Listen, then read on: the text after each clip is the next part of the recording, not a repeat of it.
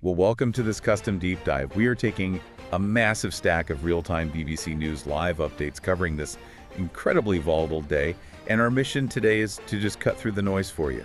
We want to extract the most critical nuggets of insight so you can actually grasp the big picture here without drowning in your relentless news feed, because I know it's a lot. It's overwhelming, honestly. It is. So we have a clear roadmap for this deep dive. First, we're going to meticulously map out the chronological sequence of military escalations that took us to the brink, and then suddenly into ceasefire talks. Yeah.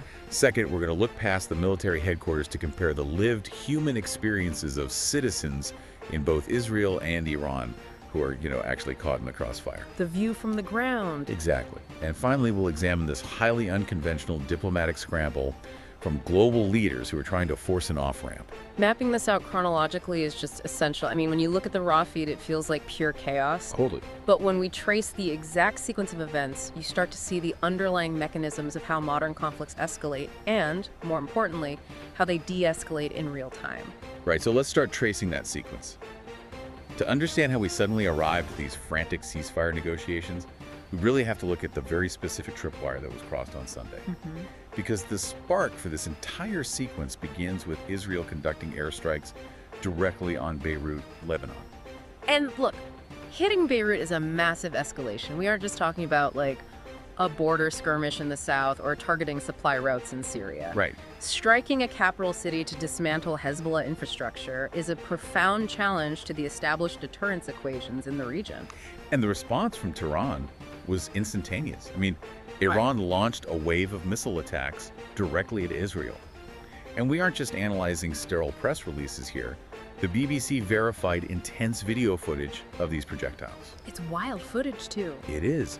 There's this particularly striking video filmed during a pro-government rally in the city of Kermanshah, out in western Iran. Oh, yeah, I saw that. Yeah, you see these massive missiles streaking across the night sky, and down below, crowds are just waving Iranian and Hezbollah flags, cheering the launches. It is a highly visible, incredibly public retaliation.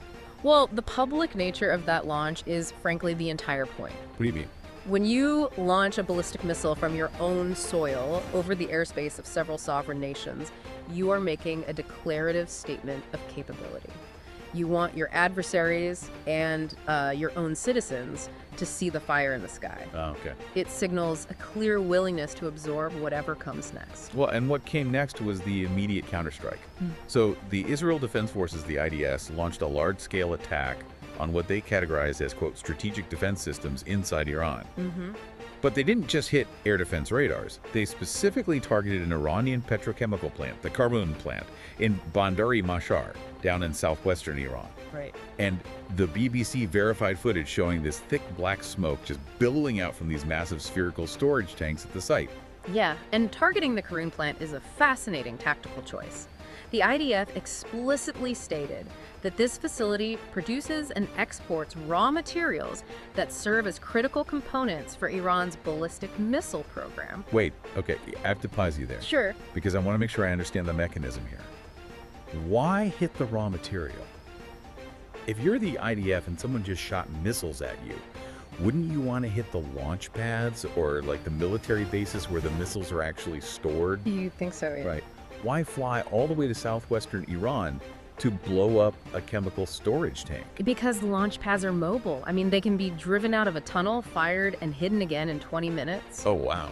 Yeah, and fully assembled missiles are buried deep underground in these fortified bunkers that are incredibly difficult to destroy, even with, like, specialized bunker buster munitions. Okay, that makes sense. But petrochemical plants, they are massive, sprawling, highly flammable surface targets. You just can't hide a chemical refinery. Yeah. So by destroying the facility that makes the solid rocket fuel precursors, you aren't stopping the missiles they have today, but you are effectively castrating their ability to build the missiles they'll need next month.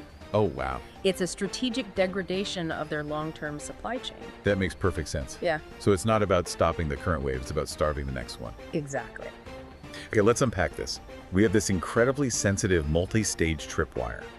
Israel crosses a line in Lebanon, which immediately sets off alarms in Tehran, triggering a ballistic response, which then triggers an immediate counterstrike from Tel Aviv back onto an Iranian supply chain. The fates of all three locations are completely intertwined.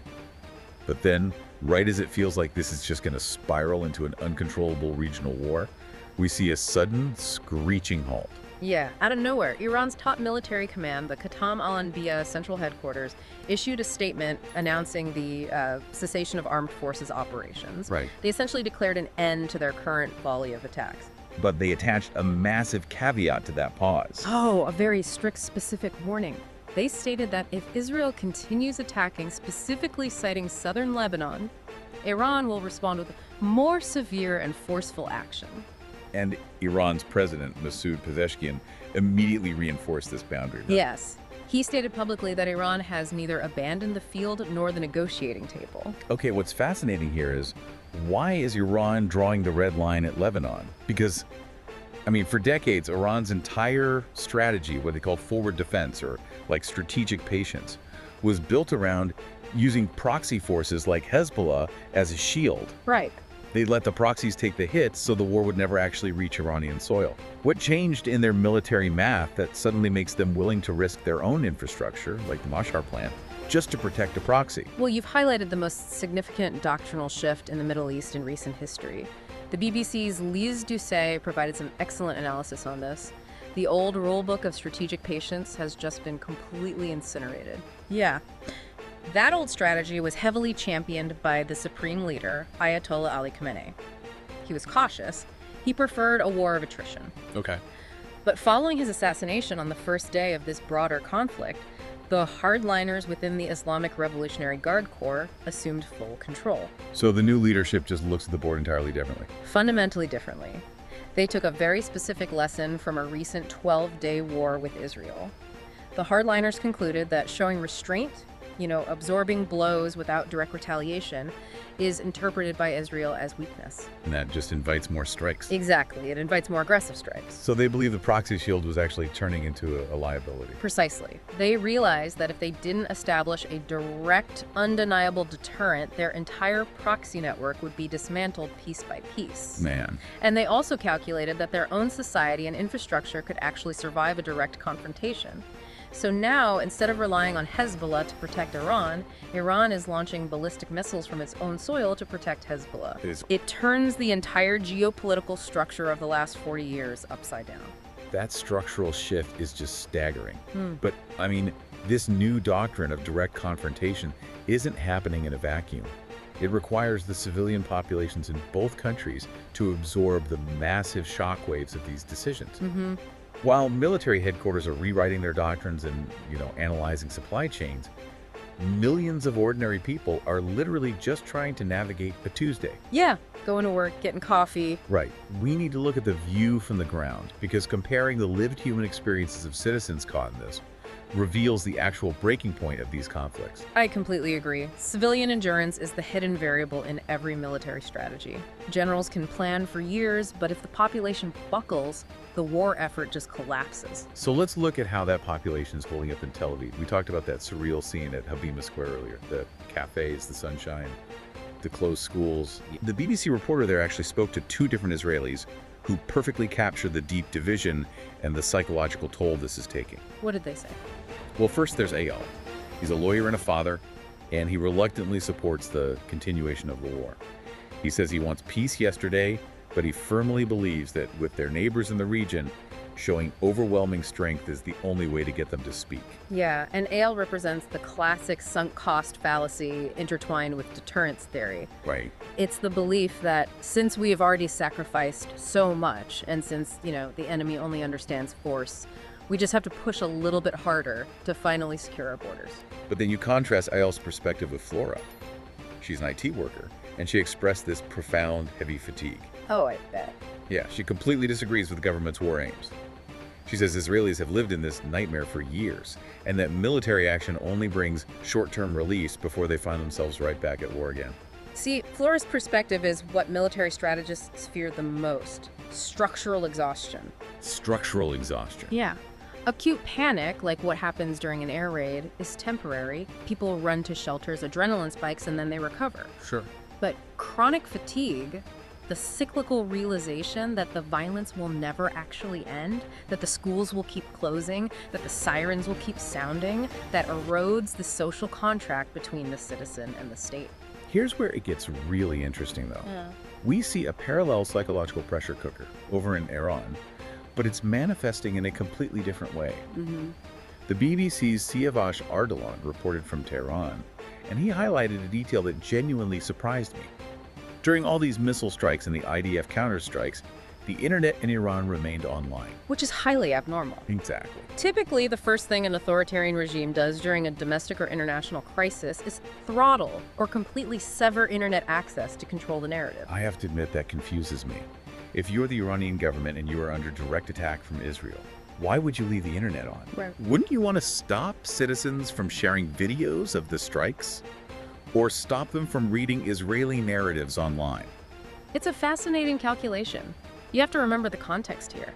Iranians had just endured 3 months of what reporters called digital darkness, like severe internet blackouts related to domestic unrest. Oh, right. They only got connectivity back recently. If the government had plunged the country back into darkness the moment the missiles started flying, it would have induced absolute panic. Ah, I see. Rumors would spread that the state was collapsing or that massive casualties had occurred. By keeping the internet on, the government was actually trying to project an image of supreme confidence and normalcy. Wow. They were signaling, we're in control, the situation is handled, you can just keep browsing. That makes sense. It's like a pressure release valve. Yeah. And I guess it helped that, according to the reporting, there were no civilian casualties. Yeah. The citizens were mostly just hearing the distant, muffled sounds of explosions at military bases and that Mashhar petrochemical plant. But the psychological toll was still incredibly heavy. All domestic and international flights in the country were immediately canceled. And the cancellation of flights triggers a very specific, very recent trauma for Iranians.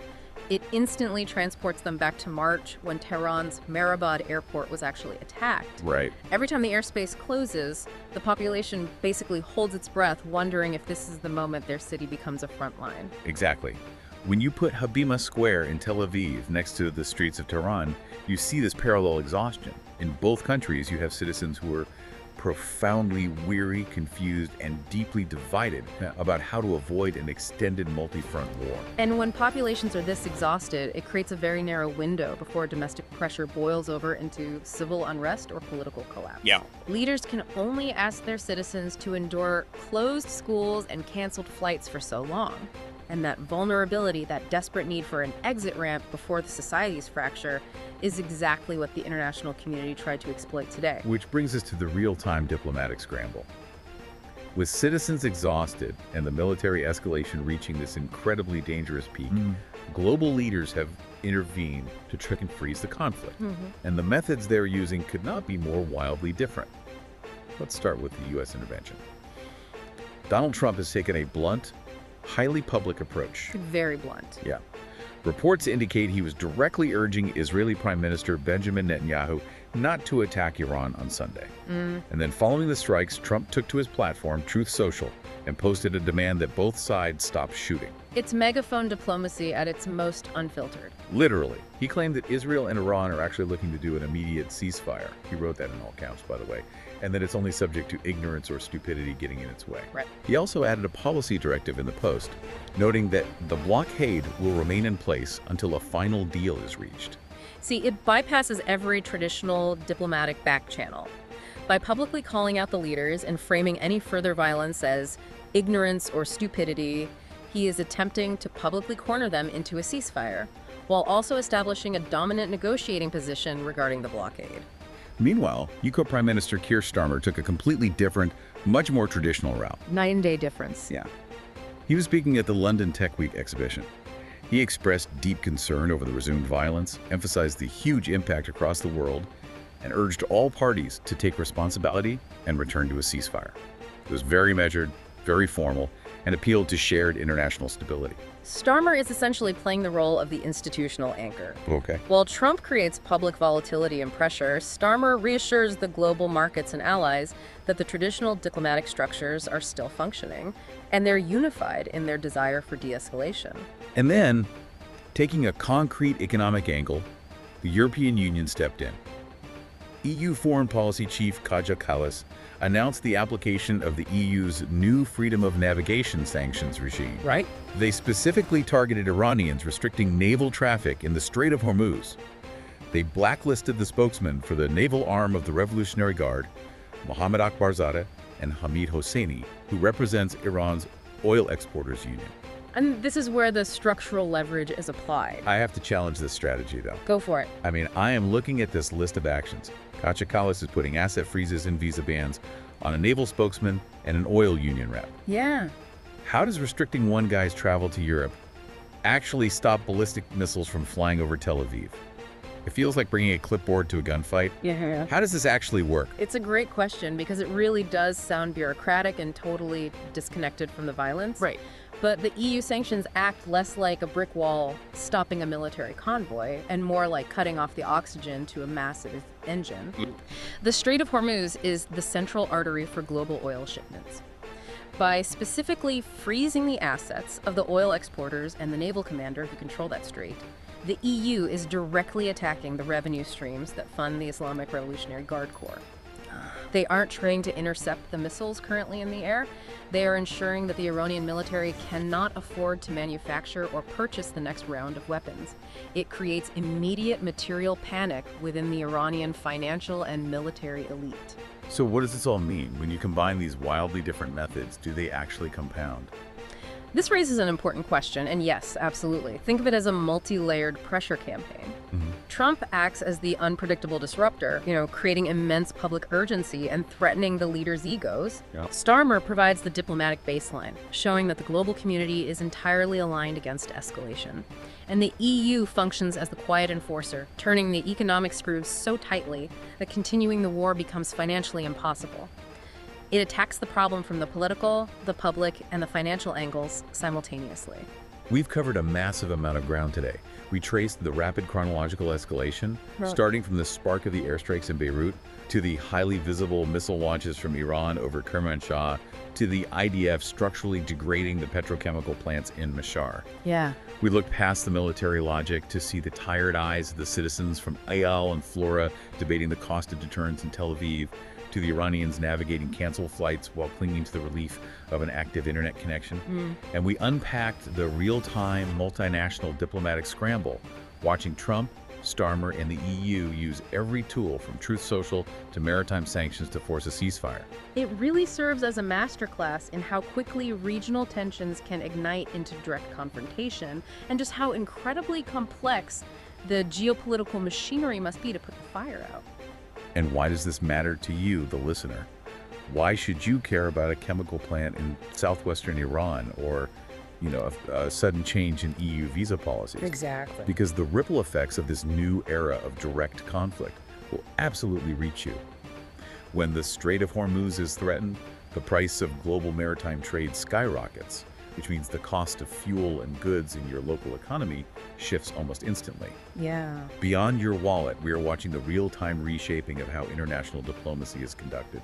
The rules of the global game are being rewritten, and the stability of the entire region hangs in the balance. To build on that idea of the rules changing, consider a final thought that wasn't covered in our source material today. Oh, what's that? We just watched the global community use everything from social media posts to complex economic sanctions to force human leaders into a ceasefire. But military technology is rapidly advancing toward AI-automated defense and retaliation systems.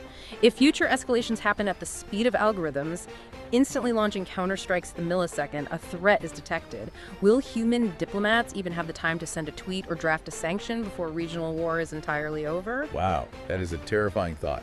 If the machines start reacting to the tripwires faster than we can, diplomacy might just become obsolete. Until next time, keep diving deep. For more breaking news and daily updates, follow MinuteWire. Like, share, and subscribe to stay informed.